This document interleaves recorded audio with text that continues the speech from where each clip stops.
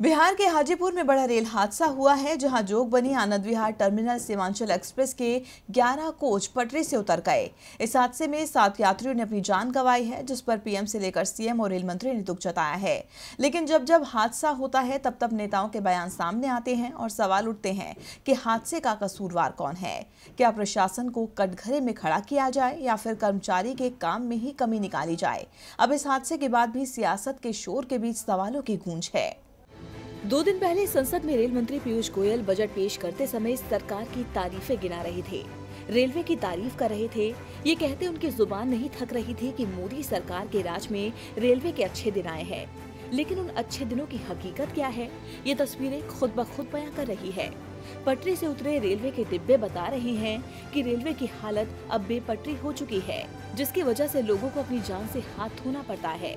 आज बिहार के हाजीपुर में हुए रेल हादसे की वजह से 7 लोगों को अपनी जिंदगी गंवानी पड़ी, जबकि कई लोग जिंदगी और मौत के बीच झूल रहे हैं।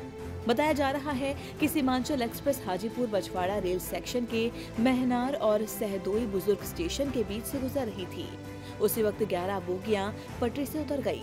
हालांकि इस हादसे की पूरी वजह सामने नहीं आई है, लेकिन कहा जा रहा है कि पटरी टूटी होने की वजह से ही यह हादसा हुआ। वहीं इस हादसे के बाद एक बार फिर से सियासत शुरू हो गई है।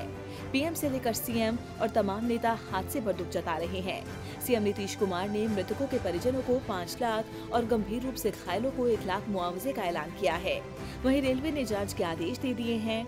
पीड़ितों के दुखों पर मुआवजे का मरहम हर बार लगाया जाता है।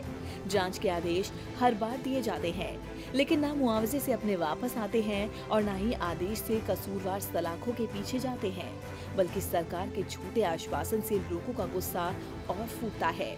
इस हादसे के बाद भी लोगों के गुस्से का ज्वार फूटा है। मृतकों के परिजनों ने पुलिस पर पथराव किया। जनता के इस आक्रोश को देखकर भी सरकार को समझ नहीं आता कि हादसों को रोकने के लिए ठोस कदम उठाए जाए। अगर सरकार को समझ आता तो 3 बार रेल मंत्री बदलने के बाद पिछले 4.5 साल में 350 से ज्यादा रेल हादसे न होते और करीब 500 लोगों को अपनी जिंदगी न गंवानी पड़ती। लेकिन नियत में खोट नाकामी को खत्म होने ही नहीं दे रही। टीवी लाइव की रिपोर्ट।